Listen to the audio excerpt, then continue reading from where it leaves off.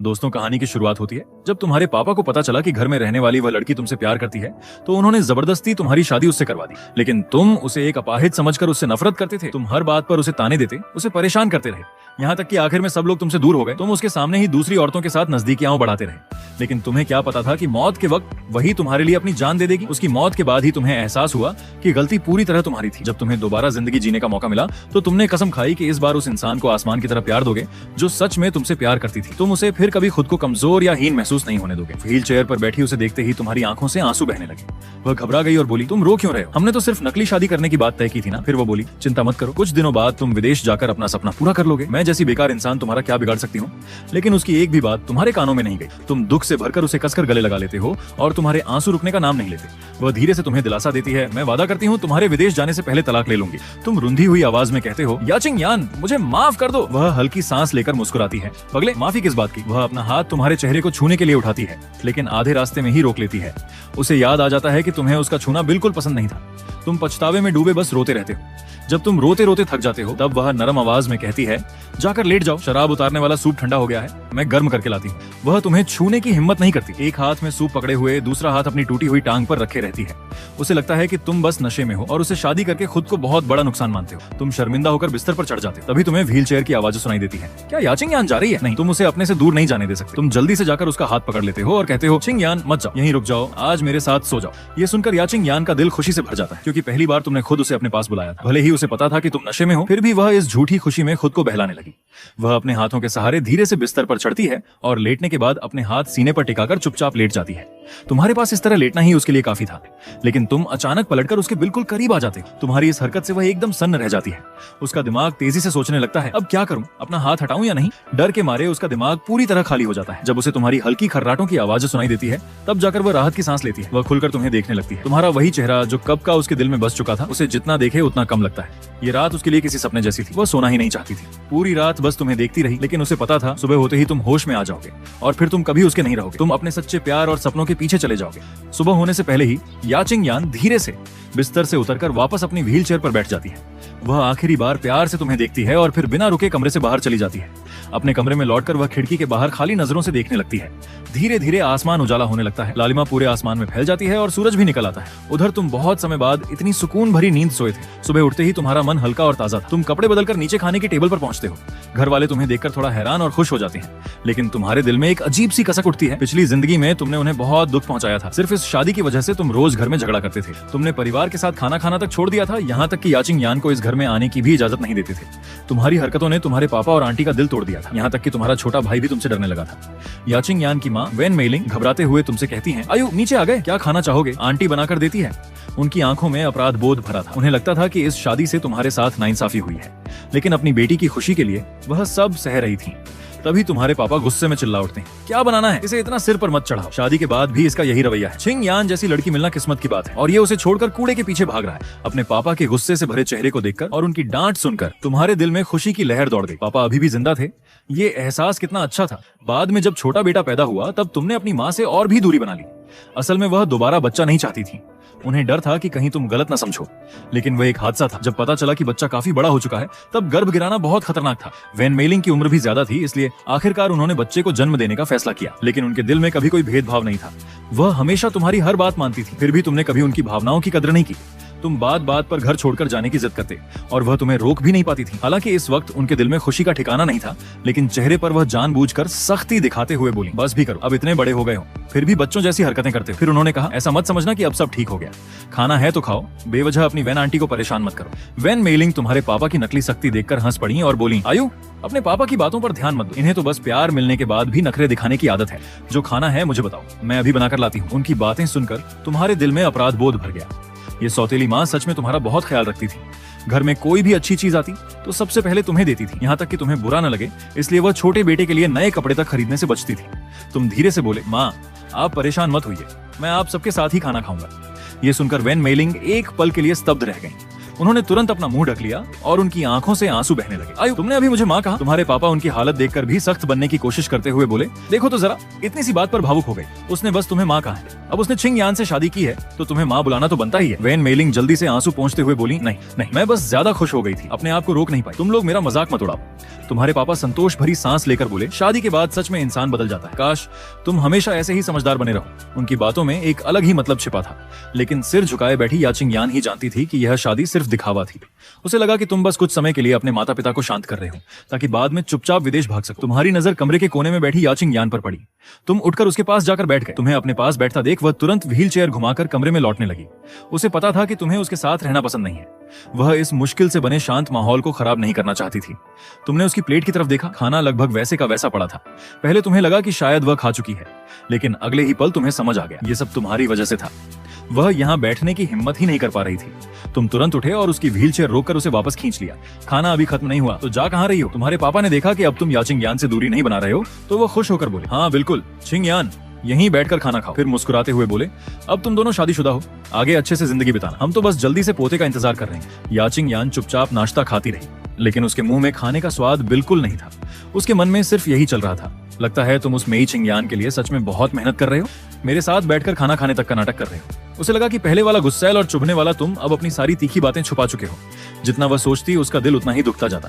वह जल्दी जल्दी खाना खत्म करके ठंडे स्वर में बोली, मैं खा चुकी हूँ, अब अपने कमरे में जा रही हूँ। उसे ऐसा देखकर तुम्हारा दिल धक से रह गया। याचिंग यान, क्या वह नाराज है? सौतेली माँ वेन मेलिंग तुरंत माहौल संभालते हुए बोली, आयु तुम बुरा मत मानना, छिंग यान का स्वभाव ही ऐसा है, बहुत कम बोलती है। फिर उन्होंने हल्की मुस्कान के साथ कहा, तुमने उसे शादी की, सच में तुम्हारे साथ नाइंसाफी हुई। तुम बस हल्का सा मुस्कुरा दिए, लेकिन मन ही मन सोचने लगे कि आखिर उसे हुआ क्या है। तभी पापा नाराज होकर बोले, नाइंसाफी कैसी? छिंग यान इतनी समझदार और आज्ञाकारी लड़की है, असल में तो फायदा इसी लड़के का हुआ है। उन्हें अपनी चुनी हुई बहू बेहद पसंद थी। वेन मेलिंग ने तुरंत उन्हें घूरते हुए कहा, बस भी कीजिए, अब और मत बोलिए, जल्दी खाना खत्म कीजिए, आपको ऑफिस भी जाना है। उन्हें डर था कि कहीं तुम फिर गलत न समझ बैठो, कहीं तुम्हें ऐसा न लगे कि उन्होंने तुम्हारे पापा को तुमसे छीन लिया है। पापा बेबस होकर बोले, ठीक है, अब कुछ नहीं कहूंगा। पत्नी की एक नजर पड़ते ही वह चुपचाप खाना खाने लगे। असल में उन्हें डर था कि कहीं तुम फिर से गुस्सा न हो जाओ। एक पिता होने के नाते वह सच में बहुत मजबूर थे। तुम्हारा छोटा भाई पेई जेहान तुम्हारे आने के बाद से लगातार तुम्हें देख रहा था, लेकिन उसमें हिम्मत नहीं थी कि खुलकर तुम्हारी तरफ देख सके। वह बस चोरी चोरी तुम्हें देखता, फिर तुरंत सिर झुकाकर खाना खाने लगता। कुछ देर बाद फिर चुपके से एक नजर तुम्हारी तरफ डालता और फिर जल्दी से खाने में लग जाता। अपने छोटे भाई को इतना डरा सहमा देखकर तुम्हारे दिल में दर्द उठने लगा। असल में तुम जानते थे कि जेहान हमेशा तुम्हारे करीब आना चाहता था, लेकिन पिछली जिंदगी में तुम खुद एक कांटेदार झाड़ी जैसे थे। जो भी तुम्हारे करीब आता तुम उसे अपने शब्दों और गुस्से से घायल कर देते थे। बचपन से ही तुम्हारी मौसी तुम्हारे कान भरती रहती थी। वह हमेशा कहती, जहाँ सौतेली माँ आती है वहाँ असली पिता भी बदल जाते हैं। शुरुआत में तुम्हें वेन मेलिंग और उनकी बेटी से इतनी नफरत नहीं थी, लेकिन जब तुम 14 साल के थे तब वेन मेलिंग गर्भवती हो गई, और सबसे बड़ी बात, तुम्हारे पापा ने उस बच्चे को जन्म देने की इजाजत भी दे दी। ये खबर सुनते ही तुम पूरी तरह टूट गए। तुम्हें लगा जैसे मौसी की कही हर बात सच साबित हो गई हो। किशोर, उम्र का तुम्हारा विद्रोही स्वभाव और भी बढ़ गया। तुम्हें मासूमियत से लगता था कि अगर तुम ज्यादा बगावत करोगे तो पापा छोटे भाई को जन्म लेने से रोक देंगे, लेकिन ऐसा नहीं हुआ। तुम्हारे विरोध के बावजूद पेई जेहान इस दुनिया में आ गया और तुम आज तक उसे पसंद नहीं कर पाए, बल्कि तुम उससे नफरत करने लगे। लेकिन छोटा भाई जैसे तुम्हारी नफरत महसूस ही नहीं करता था। वह हमेशा भागकर तुम्हारे पास आता और मीठी आवाज में तुम्हें भैया कहकर बुलाता, जब तक कि एक दिन तुम गुस्से में उसे डांट कर भगा नहीं देते। उस दिन के बाद से उसमें इतनी हिम्मत नहीं रही कि तुम्हारे पास आ सके। वह बस दूर से चुपचाप तुम्हें देखता रहता था। खाने की मेज पर आज फिर छोटे भाई की नजरें तुम्हारी तरफ उठी।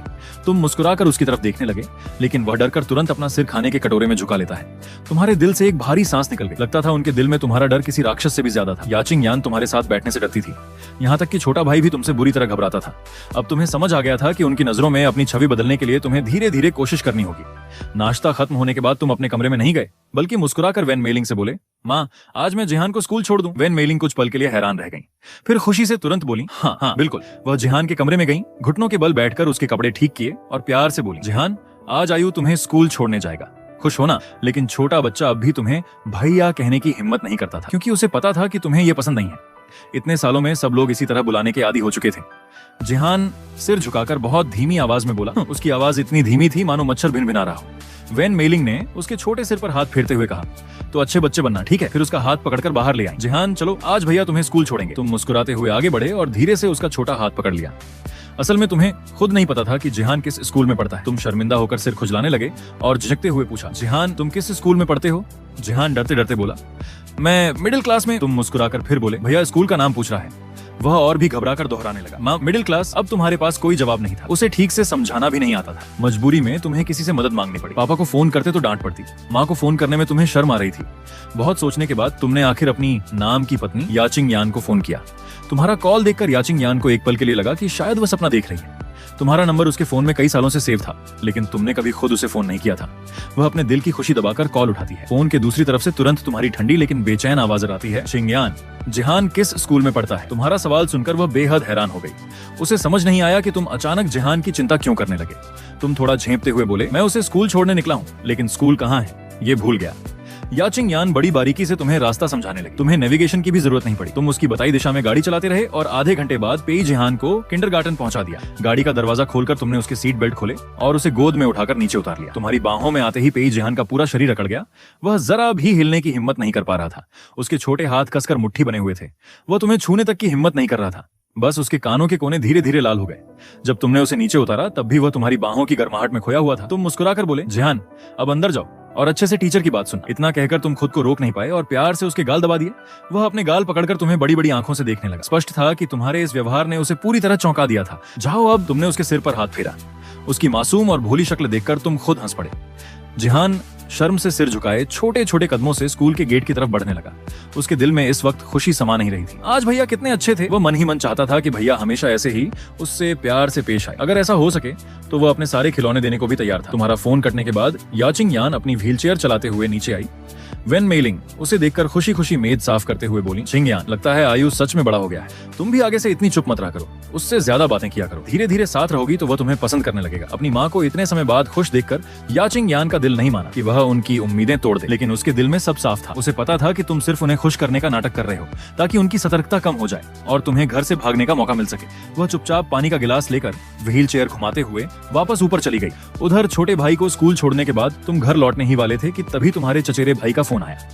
उसकी आवाज सुनते ही तुम्हारी आंखों में नफरत ज्वालामुखी की तरह फूट पड़ी। पिछली जिंदगी में तुम अपने मामा के परिवार को सबसे करीबी मानते थे, लेकिन वही लोग लगातार तुम्हारे दिमाग में जहर भरते रहे। वे कहते थे कि सौतेली माँ और उसका बेटा तुम्हारे घर की संपत्ति हथियाने आए हैं, जबकि असलियत में तुम्हारी जायदाद पर नजर रखने वाले असली भेड़िए वही थे।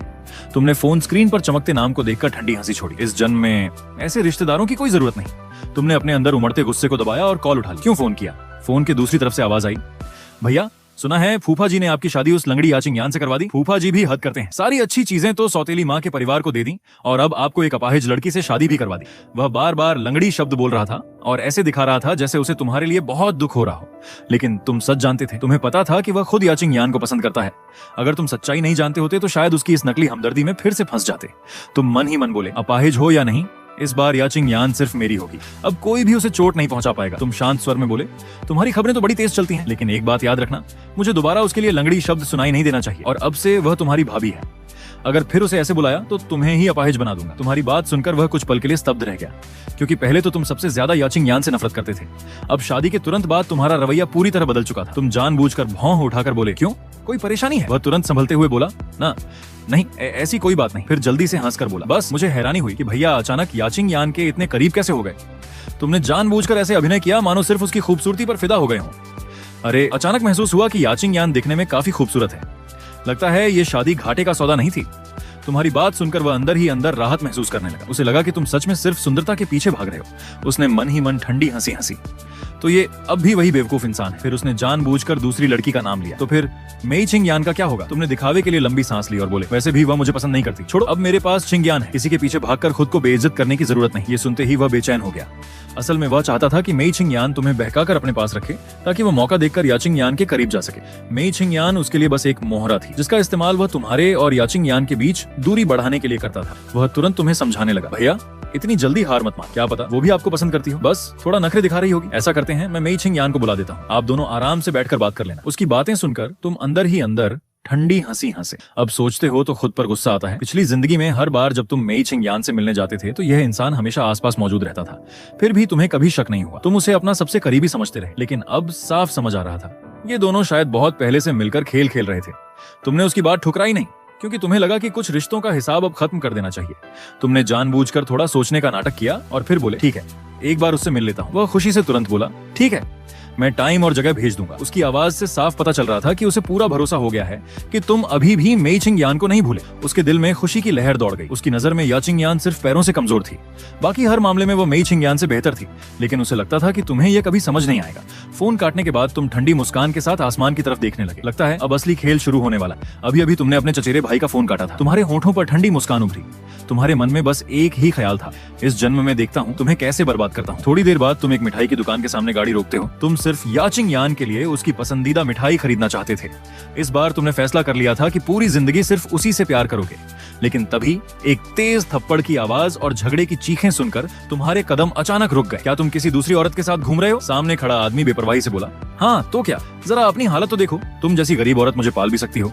ये सुनकर वह औरत गुस्से में हंस पड़ी। उसने ताना मारते हुए कहा, वाह तुम तो बड़े काबिल निकले, औरतों के साथ सोकर पैसे कमाते हो। पुराने जमाने में ऐसे लोगों को रखेल कहा जाता था। उस आदमी ने गुस्से में उसके चेहरे पर जोरदार थप्पड़ मार दिया। जुबान संभाल कर बात करो शुई, अगर रिश्ता नहीं निभाना तो तलाक ले लो। ऐसा मत समझना कि मैं तुम्हारे बिना मर जाऊंगा। इतना कहकर वह घमंड से सिर उठाए वहां से चला गया। शुई, ये नाम सुनते ही तुम्हारा पूरा शरीर कांप उठा।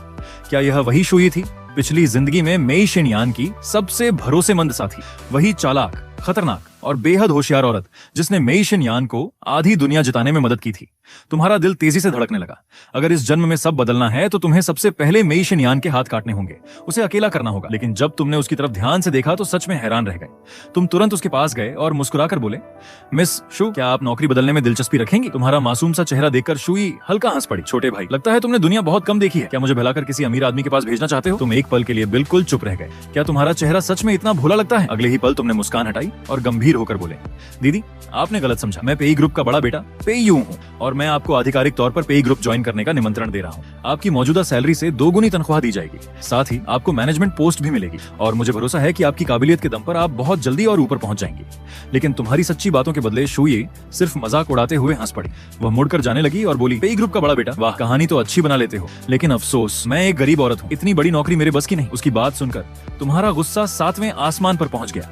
सिर्फ इसलिए कि तुम थोड़े जवान दिखते थे, वह तुम पर भरोसा ही नहीं कर रही थी। जब वह दूर जाने लगी तो तुमने आखिर अपना सबसे बड़ा दांव खेला। शुई, यूनिवर्सिटी से फाइनेंशियल मैनेजमेंट में टॉप करने वाली लड़की क्या खुद को काबिल नहीं मानती? तुम्हारी बात सुनते ही उसके कदम अचानक रुक गए। वह हैरानी से पलटी और बोली, तुम मुझे जानते हो? अब पूरी बाजी तुम्हारे हाथ में आ चुकी थी। तुम शांत स्वर में बोले, बिल्कुल, वरना मैं आपको खुद बुलाने क्यों आता? अगर अब भी भरोसा नहीं है तो अपना नंबर दे दीजिए, मैं कंपनी के एचआर से खुद आपको कॉल करवाऊंगा। शुई कुछ पल तक चुप खड़ी सोचती रही। शुई ने सोचा कि नंबर देने में कोई नुकसान नहीं है, क्या पता सामने वाला सच बोल रहा। इसी सोच के साथ उसने अपना नंबर तुम्हें दे दिया। तभी अचानक तुम्हें याद आया कि शुई की लगभग 2 साल की एक छोटी बेटी भी है। तुमने तुरंत हाथ में पकड़ी मिठाई उसकी तरफ बढ़ा दी। मिस शु, ये आपकी बेटी के लिए, उम्मीद है आप जल्द ही पेई ग्रुप ज्वाइन करेंगे। शुई पूरी तरह चौंक गई। उसे समझ नहीं आया कि सामने वाले को उसके बच्चे के बारे में भी कैसे पता है। उसके चेहरे पर फैली उलझन देखकर तुमने मिठाई सीधे उसके हाथ में थमा दी और मुस्कुराकर बोले, अभी अभी खरीदी है, चिंता मत कीजिए, इसमें जहर नहीं है। इतना कहकर तुम वापस मिठाई की दुकान में चले गए। अब तुम्हें याचिंग यान के लिए फिर से मिठाई खरीदनी थी। खाली हाथ घर लौटना ठीक नहीं लगता था। नई मिठाई लेकर जैसे ही तुम घर पहुंचे तुरंत याचिंग यान को ढूंढने लगे। माँ, याचिंग यान कहाँ है? वैन मेलिंग तुम्हें देखते ही फौरन पानी लाने लगी, फल काटने लगी। उन्हें ऐसा करते देखकर तुम्हारे दिल में भारी अपराध बोध भर गया। तभी तुम्हें एहसास हुआ कि इस घर में वह खुद को नौकरानी की तरह जी रही थी। तुम जल्दी से बोले, माँ मुझे प्यास नहीं है, आप आराम कीजिए। याचिंग यान कहाँ है? वैन मेलिंग बोली, और कहाँ जाएगी, दिन भर अपने कमरे में बंद रहती है। तुम्हारे पास समय हो तो उसे थोड़ा बाहर घुमा लाया कर। तुम मुस्कुराकर सिर हिलाते हुए बोले, माँ आप चिंता मत कीजिए, मैं उसका अच्छे से ख्याल रखूंगा, मैं अभी उससे मिलने जाता हूँ। लेकिन तुम्हें पता नहीं था कि दूसरी मंजिल के गलियारे में बैठी याचिंग यान तुम्हारी सारी बातें सुन चुकी थी। मैं उसका ख्याल रखूंगा, ये सुनते ही उसके दिल में जैसे फूल खिल उठे। हालांकि उसे अब भी लगता था कि तुम ये सब सिर्फ घर वालों को दिखाने के लिए कर रहे हो। लेकिन जब उसने तुम्हें ऊपर आते देखा तो घबराकर जल्दी से अपनी व्हीलचेयर कमरे में घुमा ली। तभी दरवाजे पर दस्तक हुई। ठक ठक, याचिंग यान मैं अंदर आ रहा हूँ। दरवाजे के बाहर खड़े तुम्हें नहीं पता था कि अंदर बैठी याचिंग यान मन ही मन ठंडी हंसी हंस रही थी। उसे लगा माँ को बहलाने के लिए बातें करना काफी नहीं था क्या? अब दिखावे के लिए मेरे कमरे तक आ गए। लेकिन उसने कोई जवाब नहीं दिया। वह कंप्यूटर के सामने बैठी पढ़ाई करने का नाटक करती रही। तुम मिठाई लेकर अंदर आए और पूछा, क्या कर रही हो? लेकिन उसने पलटकर देखा तक नहीं, जैसे तुम कमरे में मौजूद ही ना हो। तुम कुछ पल के लिए उलझ गए, फिर भी खुद ही उसके पास जाकर मिठाई मेज पर रख दी। ये खास तुम्हारे लिए लाया हूँ, जल्दी चखो। तुम मुस्कुराते हुए पैकेट खोले और केक का छोटा टुकड़ा उठाकर उसके मुंह के पास ले गए। लेकिन अगले ही पल याचिंग यान ने ठंडे चेहरे के साथ तुम्हारा हाथ हटाकर केक दूर कर दिया। मुझे भूख नहीं है, कुछ नहीं खाना। तुम्हारी मुस्कान वहीं जम गई। तुरंत तुम्हारे अंदर गुस्से की हल्की आग उठी। तुम साफ समझ गए थे कि वो तुमसे नाराज है, लेकिन तुम्हें खुद समझ नहीं आ रहा था कि आखिर तुमने गलती क्या की है। तुमने सीधे पूछा, तुम मुझसे नाराज हो? वह अब भी स्क्रीन की तरफ देखते हुए बोली, नहीं, बस 2 ठंडे शब्द। तुम पूरी तरह बेबस हो गए। ऐसा लग रहा था जैसे कोई बेचारा बॉयफ्रेंड अपनी नाराज गर्लफ्रेंड को मना रहा हो, लेकिन खुद नहीं जानता कि गलती क्या की है। तुम झुंझलाकर बोले, झूठ बोल रही हो। तुम साफ नाराज हो। लेकिन मैंने आखिर किया क्या है? तुम बताओगी नहीं तो मुझे कैसे पता चलेगा? लेकिन याचिंग यान ने सीधे तुम्हें बाहर जाने को कह दिया। मैं नाराज नहीं हूँ, कृपया बाहर जाइए, मुझे पढ़ाई करनी है। उसका ठंडा और दूर धकेलने वाला रवैया देखकर तुम्हारे अंदर का गुस्सा एकदम भड़क उठा। तुम झल्ला कर बोले, ठीक है, तुमने कहा है तो जा रहा हूँ। कौन तुम्हारा चेहरा देखने के लिए मरा जा रहा है? तुम गुस्से में मिठाई उठाकर मुड़े और बाहर निकल गए। तुम्हारे दिल में बस यही चल रहा था, अच्छे दिल से मिठाई लाया था और इसने मुझे ही बाहर निकाल दिया। लेकिन दरवाजे तक पहुंचते ही तुम अचानक रुक गए। तुम अभी भी नाराज थे, लेकिन जैसे ही तुम्हें पिछली जिंदगी की बातें याद आईं, कैसे इस मासूम लड़की ने तुम्हारे लिए सब कुछ कुर्बान कर दिया था, तुम्हारा दिल फिर पिघल गया। इसलिए तुम जानबूझकर बाहर ही छिपकर खड़े हो गए। और जैसा तुमने सोचा था, कुछ ही सेकंड बाद तुम्हें व्हीलचेयर के पहियों की आवाज सुनाई दी। तुमने तुरंत दरवाजा खोल दिया। सामने याचिंग यान का चौंका हुआ चेहरा था। तुम मुस्कुराकर बोले, मैं पकड़ लिया ना, मुंह से कुछ और, दिल में कुछ और। जब कोई परेशान नहीं कर रहा था तो पढ़ाई क्यों छोड़ दी? लेकिन याचिंग यान अब भी शांत चेहरा बनाए रही, जैसे उसे पकड़े जाने में कोई शर्म ही ना हो। वह बनावटी गंभीरता से बोली, तुम अभी तक गए नहीं? मैं नीचे पानी पीने जा रही थी, लेकिन तुमने उसके कानों पर फैली हल्की गुलाबी लाली देख ली थी। वह उसकी घबराहट का पूरा राज खोल रही थी। तुम मुस्कुराकर बोले, अच्छा, पानी पीने जा रही थी? रुको, मैं अभी लेकर आता हूँ। इतना कहकर तुमने मिठाई वापस उसकी गोद में रख दी और भागते हुए नीचे चले गए। याचिंग यान मिठाई पकड़े वहीं स्तब्ध बैठी रह गई। उसे बिल्कुल समझ नहीं आया कि तुम गए क्यों नहीं। वह अभी सोच ही रही थी कि तुम पानी का गिलास लेकर वापस ऊपर आ गए। लो तुम्हारा पानी, अब सब ठीक है ना? चलो अब अच्छे से पढ़ाई करो। तुमने उसे सीधे कंप्यूटर के सामने बैठा दिया और अगले ही पल तुम अचानक मुड़े और उसकी अलमारी खंगालने लगे।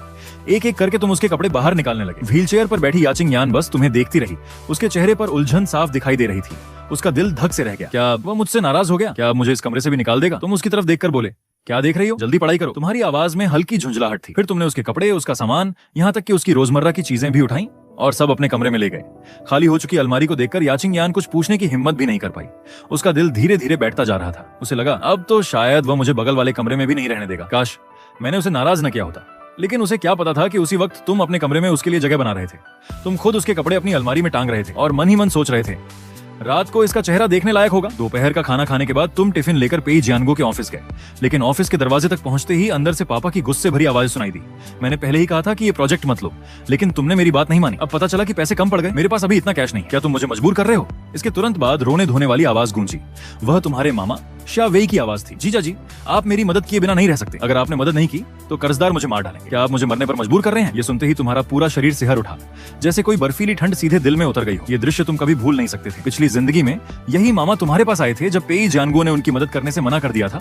उन्होंने तुम्हारे कान भरे, कहा कि तुम्हारे पापा तुम्हारे साथ भेदभाव करते हैं। फिर तुम्हें उकसाया कि तुम अपनी जान देने की धमकी दो, और तुम इतने बड़े बेवकूफ थे कि सच में उनकी बातों में आ गए। तुम्हारी जिद की वजह से पेई जियांगो को पेई ग्रुप का सबसे मुनाफे वाला बिजनेस बेचना पड़ा ताकि मामा का घाटा पूरा किया जा सके। और उसी एक फैसले से पूरे पेई ग्रुप की हालत बिगड़ गई। कंपनी का प्रदर्शन लगातार गिरता गया। पेई जियांगो दिन रात तनाव में डूबे रहे। आखिरकार काम के दबाव में उनकी तबीयत तक बिगड़ गई। और दूसरी तरफ तुम्हारे प्यारे मामा उसी पैसों से अमीर बनते चले गए। उन्होंने अपना खुद का डू ग्रुप खड़ा कर लिया और बड़े बिजनेस जगत में जगह बना ली। अब सोचते हो तो खुद पर गुस्सा आता है। तुम सच में किसी मूर्ख से कम नहीं थे। लोग तुम्हें मोहरे की तरह इस्तेमाल करते रहे और तुम उन्हीं के लिए पैसे गिनते रहे। जब उन्हें तुम्हारी जरूरत होती तो तुम्हारी माँ का नाम लेकर भावनात्मक बातें करते और काम निकल जाने के बाद तुम्हें एक लात मारकर अलग कर देते। लेकिन इस जन्म में तुम इन सफेद पोश भेड़ियों को दोबारा मौका नहीं देने वाले थे। इसलिए तुम जानबूझकर पीछे हट गए और मामा के जाने का इंतजार करने लगे। जब वो चले गए तब तुम टिफिन लेकर ऐसे अंदर गए मानो तुम्हें कुछ पता ही ना हो। पापा, आप इतने परेशान क्यों लग रहे हैं? तुम्हें देखते ही पेई जियांगो का चेहरा खिल उठा। अरे आयु आ गया, आज अचानक पापा से मिलने कैसे आ गए? तुमने टिफिन मेज पर रखते हुए कहा, मुझे पता था आपने ठीक से खाना नहीं खाया होगा, इसलिए खाना लेकर आया हूँ।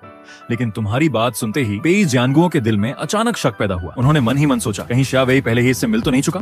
उन्होंने तुरंत चॉपस्टिक नीचे रख दी। उनकी नजर गंभीर हो गई। आयु, तुम अचानक खाना लेकर क्यों आए? क्या तुम्हारे मामा ने तुमसे कुछ कहा? तुम तुरंत समझ गए कि वह तुम पर शक कर रहे हैं। लेकिन अब तुम पहले वाले मूर्ख नहीं थे। तुम मन ही मन ठंडी हंसी हंसे। मरकर वापस लौटे इंसान एक ही गलती दोबारा कैसे कर सकता है? तुम तुरंत मासूम चेहरा बनाकर बोले, क्या मामा ने मुझसे कोई बात नहीं की? क्या उन्हें मुझसे कोई काम था? उन्होंने मुझे फोन भी नहीं किया। तुम्हारी मासूमियत देखकर पेई जियांगो ने राहत की सांस ली। उन्होंने तुरंत बात बदल दी। अच्छा है, पापा को भी भूख लगी है, चलो देखते हैं आज क्या लाए हो। तभी तुम अचानक उत्साह से बोले, पापा, मुझे कंपनी के लिए एक बहुत बड़ा टैलेंट मिला है। फिर तुमने उन्हें शूई के बारे में बताया। तुम जानते थे कि वह भविष्य में पेई ग्रुप की सबसे बड़ी ताकत बन सकती है। जहां तक मेई ग्रुप और डू ग्रुप की बात थी, तुम मन ही मन हंस पड़े। भविष्य में वे सब पेई ग्रुप से नीचे ही रहेंगे। तुम्हारी बात सुनकर पेई जियांगो कुछ देर सोचते रहे। आखिरकार उन्होंने तुम्हारी बात मान ली। ठीक है, अगर तुम्हें उस पर इतना भरोसा है तो मैं उसे कंपनी में भर्ती करवा देता हूँ। असली सोना कहीं भी चमक ही जाता है। तुम गर्व से मुस्कुराने लगे और अपने पापा के सामने शूई की तारीफ करने लगे। लेकिन तभी पेई जियांगो ने अचानक मजाक में ताना मार दिया, तुम्हारी लोगों को पहचानने की नजर, अब तुम्हें बोलने में शर्म नहीं आती? पेई जियांगो ने तुम्हें घूरते हुए कहा, जरा बताओ तो सही, याचिंग यान में आखिर कमी क्या थी? लेकिन इस बार तुम हल्का मुस्कुराए और पूरी तरह बदले हुए अंदाज में बोले, उसमें कोई कमी नहीं है, गलती मेरी थी, पहले मेरी आंखों पर पर्दा पड़ा हुआ था, लेकिन अब सब साफ दिखाई देता है। फिर तुमने बड़े आत्मविश्वास से सीना थपथपाते हुए कहा, पापा आप चिंता मत कीजिए, मैं इस बार उसके साथ अच्छी जिंदगी बिताऊंगा और जल्दी ही आपको एक गोल मटोल पोता भी दूंगा। तुम्हारी बातें सुनकर पेई जानगुओ कुछ पल के लिए बिल्कुल चुप रह गए। उन्होंने उंगली से तुम्हारा माथा छुआ और शक भरी नजरों से तुम्हें देखने लगे। लेकिन तुम्हें क्या पता था, जब तुम अपने पापा के साथ आराम से खाना खा रहे थे, उधर याचिंग यान लगभग पागल होने वाली थी। ठंडा चेहरा बनाए वह पूरे बंगले में तुम्हारे द्वारा तय किए गए नए कमरे को ढूंढ रही थी। वह एक एक कमरा खोलकर देखती रही, लेकिन पूरा घर छान मारने के बाद भी उसे अपने कपड़ों का एक टुकड़ा तक नहीं मिला। आखिर में वह चुपचाप वापस अपने कमरे में लौट आई। उसका दिल बुरी तरह घबराया हुआ था। आखिर वह मुझे भेजना कहाँ चाहता है? उधर तुम्हें घर की कोई खबर ही नहीं थी। तुम बस ध्यान से पेई जानगुओ को एचआर डिपार्टमेंट में फोन करते हुए सुन रहे थे। जब तुम्हें यकीन हो गया कि शुई को कंपनी में भर्ती कर लिया गया है, तब जाकर तुम्हें राहत मिली और तुम घर लौट आए। इस वक्त शुई अपने घर में सामान समेट रही थी। उसने फैसला कर लिया था कि वह उस लालची और निकम्मे आदमी को तलाक दे देगी। तभी उसका फोन बजा। एक अनजान नंबर, पता नहीं क्यों, लेकिन उसने कॉल उठा ली। अगले ही पल फोन के दूसरी तरफ से आई आवाज सुनकर उसके पूरे शरीर में जैसे बिजली दौड़ गई। क्या मैं मिस शुई से बात कर रहा हूँ? मैं पेई ग्रुप के एचआर विभाग से मैनेजर लियू बिन बोल रहा हूँ। ये सुनते ही शुई खुशी से पागल हो गई। उसे तुरंत समझ आ गया उसकी किस्मत बदलने वाली है। फोन रखते ही उसने खुशी से अपनी छोटी बेटी को गोद में उठाकर हवा में घुमा दिया। बेटा, मम्मी को नई नौकरी मिल गई, अब हम बड़े घर में रहेंगे। उधर जैसे ही तुम गाड़ी लेकर घर पहुंचे, याचिंग यान ने तुरंत इंजन की आवाज पहचान ली। लेकिन तुम हाथ में टिफिन लेकर सीधे रसोई में घुस गए। तुमने आस्तीन चढ़ाई और खुद बर्तन धोने लगे। ये देखकर वेन मेलिंग घबराकर तुरंत दौड़ी। आयु, रहने दो, मैं धो देती हूँ, तुम्हारे हाथ खराब हो जाएंगे। तुम मुस्कुराकर बोले, कोई बात नहीं माँ। लेकिन मन ही मन तुम कुछ और सोच रहे थे। अब घर में एक काम वाली रखनी ही पड़ेगी। माँ को भी असली अमीरों वाली जिंदगी मिलनी चाहिए। लेकिन वेन मेलिंग ने फिर भी तुम्हारे हाथ से टिफिन छीन लिया। वह बड़बड़ाते हुए बोली, तुम्हारे हाथ कितने नाजुक हैं, मेरे जैसे बूढ़े हाथों को क्या होगा? मेरी त्वचा तो पहले ही खुरदरी हो चुकी है। तुम उन्हें मनाते हुए हंसकर बोले, माँ आप कहाँ बूढ़ी हुई हैं? थोड़ा अच्छे से तैयार हो जाओ तो लोग आपको मेरी बड़ी बहन समझेंगे। तुम्हारी बात सुनकर वेन मेलिंग हंस पड़ी। हालांकि उन्होंने इसे सच नहीं माना। उनकी सबसे बड़ी इच्छा बस यही थी कि तुम और याचिंग यान अच्छे से साथ रहो। उधर तुम बर्तन धोकर सीधे अपने कमरे में घुस गए। तुम्हारे दिमाग में इस वक्त सिर्फ एक ही बात थी, जल्दी से पढ़ाई शुरू करनी है। तुमने फाइनेंशियल मैनेजमेंट की किताब निकाली। तभी तुम्हें पिछली जिंदगी याद आ गई। कैसे तुमने मेशिन यान के लिए अपनी पसंद छोड़कर कंप्यूटर साइंस पढ़ी थी। तुमने उसके लिए सॉफ्टवेयर तक बनाए और बदले में क्या मिला? वह पूरा पेई ग्रुप लूट कर चली गई। तुमने मन ही मन कसम खाई, इस जन्म में मैं दोबारा इतना बड़ा मूर्ख नहीं बनूंगा। उधर तुम पढ़ाई में डूबे हुए थे और दूसरी तरफ याचिंग यान अपने कमरे में बेचैन बैठी थी। वो तुम्हें देखना भी चाहती थी और तुमसे डर भी रही थी। उसके अंदर का संघर्ष उसे पागल कर रहा था। आखिरकार वह खुद को रोक नहीं पाई। उसने बहाना बनाया कि उसे पानी पीना है और चुपचाप व्हील चेयर चलाते हुए कमरे से बाहर निकल आई। असल में वह सिर्फ यह देखना चाहती थी कि तुम क्या कर रहे हो। लेकिन नीचे पूरा घर घूमने के बाद भी उसे तुम्हारी परछाई तक नहीं दिखाई दी। मजबूरी में उसने सचमुच अपने लिए पानी का गिलास भर लिया। लेकिन तभी वेन मेलिंग की एक बात ने उसकी पूरी पोल खोल दी। वेन मेलिंग हैरानी से बोली, अरे मैंने तो पानी ऊपर ही भेज दिया था ना, और जब भेजा था तब खास तौर पर तुम्हें बताया भी था। इतना बड़ा जग पानी का तुमने सब खत्म कर दिया क्या? याचिंग यान तुरंत जड़ हो गई। वह कुछ पल चुप रही, फिर खुद को संभालते हुए बस इतना बोली, भूल गई थी, और जल्दी से वहाँ से निकल गई। वेन मेलिंग अपनी बेटी की पीठ देखते हुए उलझन में बड़बड़ाई, ये कैसे भूल सकती है? इतने सालों से इसकी यही आदत है। फिर धीरे से बोली, कहीं पढ़ते पढ़ते इसका दिमाग तो खराब नहीं हो गया? उधर तुम्हें अचानक एहसास हुआ कि इतने सालों बाद तुम बहुत कुछ भूल चुके हो। क्या याद रखना चाहिए था और क्या नहीं, सब उलझ गया था। किताब के शब्द अलग अलग देखो तो पहचान में आते थे, लेकिन साथ पढ़ते ही सब धुंधला लगने लगता था। तुम तुरंत उठ खड़े हुए। तुम्हें याद आया कि याचिंग यान के पास पुराने नोट्स और किताबें हैं। तुमने सोचा उनसे मदद ले लेते हो। लेकिन जैसे ही तुम उसके कमरे में दाखिल हुए, तुमने देखा कि उसकी नजरें तुम पर ही टिकी हुई थीं, जैसे एक पल के लिए भी तुमसे हटना नहीं चाहती। और जब तुमने ध्यान से देखा तो उसके कान तक लाल हो चुके थे। ये देखकर तुम्हारे अंदर शरारत जाग उठी। तुम जानबूझकर मुस्कुराए और बोले, याचिंग यान तुम्हारे कान इतने लाल क्यों हो रहे हैं? इतना कहते हुए तुमने मजाक में हाथ बढ़ाया मानो उसके कान छूने वाले हो। याचिंग यान घबरा गई। उसने बिना सोचे तुरंत तुम्हारा हाथ पकड़ लिया, लेकिन अगले ही पल मानो उसे करंट लग गया। उसने घबराकर तुम्हारा हाथ झटके से छोड़ दिया।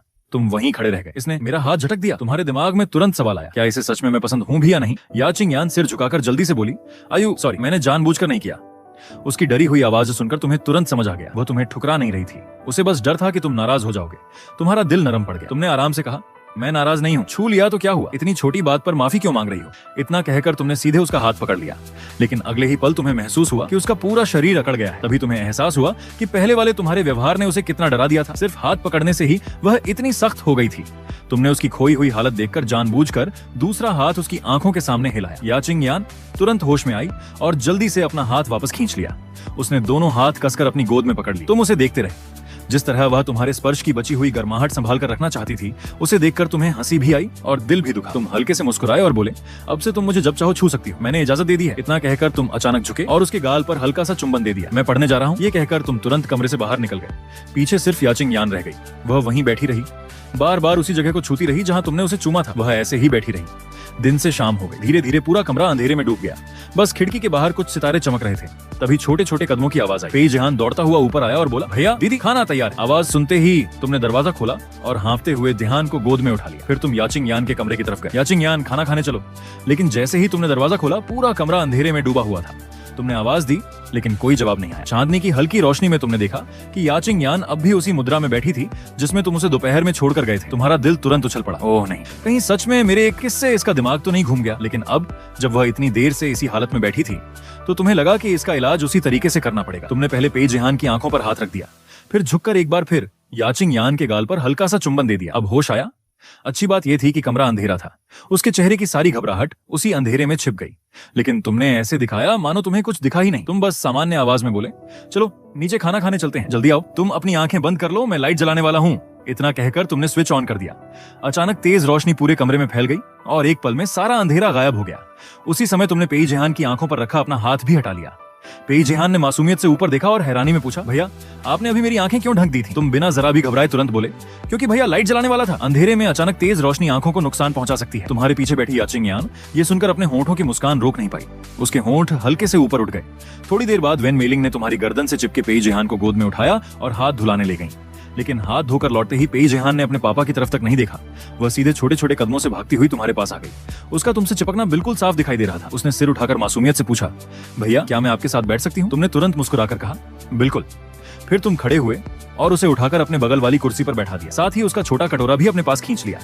यह दृश्य देखकर वेन मेलिंग के दिल में बस एक ही बात आई, खून का रिश्ता सच में अजीब होता है। पेई जहान जन्म से ही तुमसे चिपकी रहती थी। जब वह बहुत छोटी थी तब भी अगर तुम उसके सामने से गुजरते तो उसकी गोल गोल आंखें तुम्हें ही देखती रहती। जब तक तुम नजर से ओझल नहीं हो जाते वह दूसरी तरफ देखती ही नहीं थी। और आज तुम्हें उसे अपनाते देखकर वेन मेलिंग का दिल खुशी से भर गया। उधर पेई जानगो भी यह सब देखकर मुस्कुरा रहे थे। पेई जहान अपने छोटे चम्मच से प्लेट में सब्जी लेने की कोशिश कर रही थी।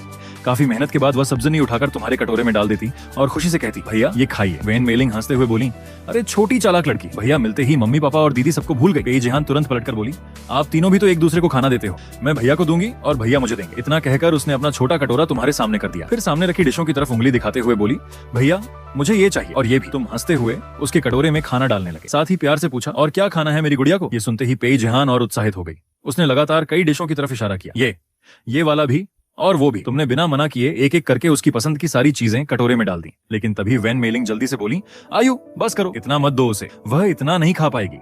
ये सुनते ही पेई जहान ने तुरंत होंठ फुला लिए। फिर पापा की तरफ देखकर बोली, मैं खा लूंगी, मैं सब खत्म कर दूंगी। उसकी प्यारी हरकत देखकर वेन मेलिंग हंस पड़ी। उन्होंने प्यार से कहा, अच्छा पहले ये सब खत्म करो, फिर भैया और देंगे। अब पेई जहान मजबूरी में सिर झुकाकर खाने लगी। वह छोटे चम्मच से तेजी से खाने लगी, मानो कोई बहुत बड़ा मिशन पूरा करना हो। उसे साबित करना था कि वह सब खा सकती है। न सिर्फ पापा को दिखाना था बल्कि तुम्हें भी। तुम उसे देखते रहे। उसके गाल फूले हुए थे, मुंह पूरा भरा हुआ था। वह बिल्कुल छोटी सी फुग्गू मछली जैसी लग रही थी, इतनी प्यारी कि तुम हंसी रोक ही नहीं पाए। लेकिन वहीं दूसरी तरफ याचिंग यान चुपचाप खाना खा रही थी। हालांकि उसके दिल में तूफान चल रहा था। तुम्हारे और पेई जहान के बीच की नजदीकी वह सब कुछ देख रही थी। तुम्हारी नरमी, तुम्हारा प्यार वह नकली नहीं लग रहा था। लेकिन फिर सवाल उठता था, आखिर क्यों? धीरे धीरे उसके मन में एक डरावना ख्याल आया, क्या वह जाने से पहले बस अपने परिवार के साथ थोड़ा समय बिताना चाहता है?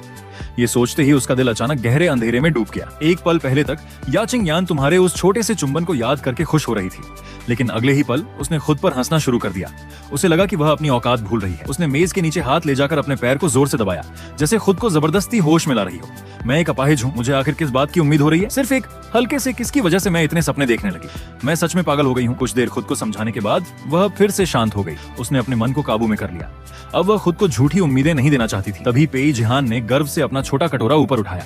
मैंने सब खत्म कर दिया। उसने कटोरे का एकदम साफ तला दिखाया। वह यह सिर्फ वेन मेलिंग को नहीं बल्कि तुम्हें भी दिखाना चाहती थी। वेन मेलिंग हैरान रह गई। पहले ये बच्ची थोड़ा सा खाकर ही भाग जाती थी, लेकिन आज तुम्हारे साथ बैठकर उसने पूरा खाना खत्म कर दिया था। तुम मुस्कुराए और उसके सिर पर प्यार से हाथ फेरते हुए बोले, हमारी जहान तो बहुत अच्छी बच्ची है। देखो, एक दाना भी बर्बाद नहीं किया।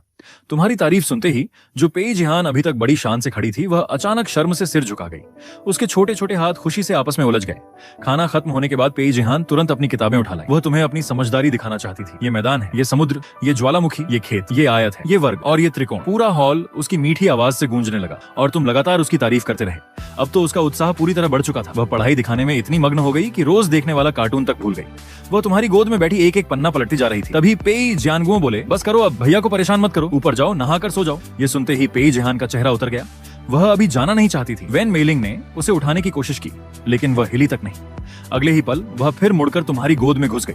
फिर वह तुम्हारे कान के पास आई और पूरी हिम्मत जुटाकर धीरे से पूछने लगी, भैया क्या आप कल फिर पहले जैसे बन जाओगे? उसकी आवाज इतनी धीमी थी मानो डर रही हो कि कहीं पूछने भर से सपना टूट न जाए। तुम्हारी आंखें तुरंत भर आई। तभी तुम्हें समझ आया कि वह आज इतना तुमसे चिपकी क्यों हुई थी। उसे डर था कि कल सुबह उठते ही तुम फिर वही पुराने वाले ठंडे और नफरत करने वाले भैया बन जाओगे। तुमने गंभीर होकर उसकी तरफ देखा और कहा, कभी नहीं भैया, अब कभी पहले जैसा नहीं बनेगा। उधर दूसरी तरफ याचिंग यान अब भी अपने कमरे में परेशान बैठी थी। उसके कपड़े गायब थे, बाथरूम का सामान भी नहीं था।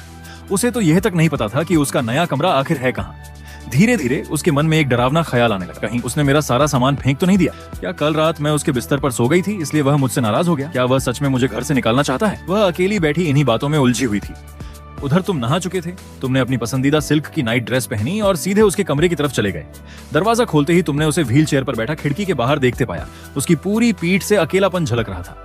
उसे ऐसे देखकर तुम्हारे दिल में अचानक दर्द उठा। असल में तुम उसे सरप्राइज देना चाहते थे, लेकिन पेई जिहान तुम्हारे साथ लगी रही, इसलिए तुम्हें उसे पहले बताने का मौका ही नहीं मिला। तुम धीरे से उसके पीछे गए और झुककर अपनी बाहें उसके गले के चारों तरफ डाल दी। तुम्हारे शरीर की खुशबू अचानक इतनी करीब महसूस होते ही याचिंग यान का पूरा शरीर सख्त हो गया। गर्दन पर तुम्हारी त्वचा का स्पर्श उसे बिल्कुल हिलने नहीं दे रहा था। वह घबरा कर बोली, आयु तुम मुझे छोड़ो। हालांकि वह इस गर्माहट को छोड़ना नहीं चाहती थी, लेकिन उसके दिल में हमेशा यही डर था, ये सब मेरा नहीं है। तुम उसके कान के पास झुककर धीरे से बोले, अगर मैं ना छोड़ूं तो। तुम्हारी गर्म सांसें उसके कानों से टकराईं और उसका दिल फिर बेकाबू होने लगा। जिस मन को उसने बड़ी मुश्किल से शांत किया था, वह फिर से डगमगाने लगा। लेकिन तुमने उसे जवाब देने का मौका ही नहीं दिया। तुमने धीरे से उसे छोड़ा और उसकी व्हील चेयर पकड़कर बाहर की तरफ चल दिया। याचिंग यान घबरा गई। जब उसे होश आया तो उसने डरते हुए देखा तुम उसे अपने ही कमरे में लेकर आ चुके थे। वह अंदर से पूरी तरह घबरा गई। क्या नया कमरा तो कहीं और होना चाहिए था, फिर मुझे यहाँ क्यों लाया गया? अगले ही पल तुमने सीधे उसकी नाइट ड्रेस उठाकर उसकी गोद में रख दी और एक ही बात ने उसे पूरी तरह चकरा दिया। अब से यही तुम्हारा कमरा है। याचिंग यान कुछ बोल भी नहीं पाई थी कि तुमने तुरंत उसकी व्हील चेयर घुमाई और उसे सीधे बाथरूम के अंदर धकेल दिया, फिर दरवाजा बंद कर दिया। ये सब करने के बाद तुमने खुद अपना गर्म होता चेहरा पकड़ लिया, बस ये सोचकर ही कि आज रात तुम दोनों एक ही बिस्तर पर सोने वाले हो। तुम्हारा दिल तेज धड़कने लगा। आखिर पिछली जिंदगी में मेई शिन यान तुम्हारे साथ थी, लेकिन उसने तुम्हारा हाथ पकड़ने से आगे कभी कुछ नहीं होने दिया। तब तुम्हें लगता था कि वह तुम्हारी इज्जत करती है, लेकिन बाद में तुम्हें समझ आया वह शुरू से आखिर तक सिर्फ तुम्हारा इस्तेमाल कर रही थी। शायद हाथ पकड़ना भी उसे घिनौना लगता था, क्योंकि उसका असली प्यार तो दूजी टेंग था, ऐसा प्यार जो मौत तक नहीं बदलने वाला था। इसलिए तुमने मन ही मन कसम खाई, इस जन्म में मैं उन दोनों को जरूर मिलाऊंगा, मरना भी पड़े तो दोनों साथ मरे। उधर बाथरूम के अंदर याचिंग यान अपनी गोद में कपड़े लिए चुपचाप बैठी थी। बहुत देर तक वह हिली तक नहीं। उसका दिमाग पूरी तरह उलझ चुका था। आखिर इसका मतलब क्या है? क्या मैं सच में उसके कमरे में रहूंगी? उसे समझ नहीं आ रहा था। अगर तुम सिर्फ घर वालों को दिखावा करना चाहते थे तो इतनी दूर जाने की क्या जरूरत थी? याचिंग यान को महसूस हुआ कि अब वह तुम्हें बिल्कुल समझ नहीं पा रही है। तुम्हारा यह व्यवहार उसे बार बार गलतफहमी में डाल रहा था। जिस दिल को उसने बड़ी मुश्किल से संभाला था, वह फिर से तुम्हारी तरफ खींचने लगा। तभी बाहर से तुम्हारी आवाज आई। तुम दरवाजा खटखटाते हुए बोले, याचिंग यान तुम ठीक हो ना? इतनी देर क्यों लग रही है? असल में तुम काफी देर से उसका इंतजार कर रहे थे। जब अंदर से पानी की आवाज तक नहीं आई तो तुम चिंता में दरवाजे के पास आ गए। याचिंग यान जल्दी से संभली और बोली, मैं ठीक हूँ, बस अभी आती हूँ। अब उसके पास सोचने का समय नहीं था। वह जल्दी जल्दी नहाकर बाहर निकल आई और अगले ही पल तुम्हारी नजर उस पर पड़ते ही तुम पूरी तरह ठिठक गए। नहाकर निकली हुई याचिंग यान इतनी खूबसूरत लग रही थी कि तुम कुछ पल उसे बस देखते ही रह गए। तुमने अनजाने में हल्का सा निगल लिया। तुम्हारे दिमाग में सिर्फ एक ही बात घूम रही थी, लोग सच कहते हैं खूबसूरत लड़की की कॉलरबोन में सच में तैरने का मन करता है। अपनी बेकाबू होती धड़कनों को छिपाने के लिए तुम तुरंत बाथरूम में घुस गए और एक सूखा तौलिया उठा लाए। फिर उसके बाल पोंछते हुए जानबूझकर सख्त आवाज में बोले, इतनी बड़ी हो गई हो और बाल ठीक से सुखाना भी नहीं आता, बीमार पड़ जाओगी। तुम्हारी डांट में छिपी चिंता ने याचिंग यान का दिल पूरी तरह हिला दिया। हालांकि तुम्हारी आवाज थोड़ी कठोर थी, लेकिन वह जानती थी तुम बस ऊपर से सख्त बनते हो। असल में तुम्हारा दिल बहुत नरम है। थोड़ी देर बाद तुम उसे ड्रेसिंग टेबल के पास ले गए और हेयर ड्रायर निकाल लिया। जब तुम्हारी उंगलियां उसके बालों के बीच से गुजरने लगी, याचिंग यान का दिल बेकाबू होकर धड़कने लगा। उसने खुद को समझाने की कोशिश की, ठीक है, हेयर ड्रायर की आवाज इतनी तेज है, शायद उसे मेरी धड़कनें सुनाई नहीं देंगी। बाल सुखाने के बाद तुमने उसकी व्हीलचेयर बिस्तर के पास रोक दी। उसकी इज्जत का ध्यान रखते हुए तुमने जानबूझकर कहा, तुम पहले सो जाओ, मैं बाथरूम होकर आता हूँ। जैसे ही बाथरूम का दरवाजा बंद होने की आवाज आई, याचिंग यान ने धीरे धीरे अपने हाथों के सहारे खुद को बिस्तर पर चढ़ाया। उधर तुमने जानबूझकर फ्लश चलाया ताकि उसे लगे कि तुम सच में बाथरूम इस्तेमाल कर रहे हो। फिर तुम बाहर आए और बिस्तर के दूसरी तरफ जाकर लेट गए। तुमने हल्के से कहा, याचिंग यान लाइट बंद कर दो। जैसे ही लाइट बंद हुई पूरा कमरा अंधेरे में डूब गया। याचिंग यान बिल्कुल सीधी होकर लेटी रही, लेकिन इस अंधेरे में उसकी सुनने और महसूस करने की क्षमता जैसे और तेज हो गई थी। तुम्हारे नहाने के बाद की हल्की खुशबू लगातार उसके आसपास तैर रही थी।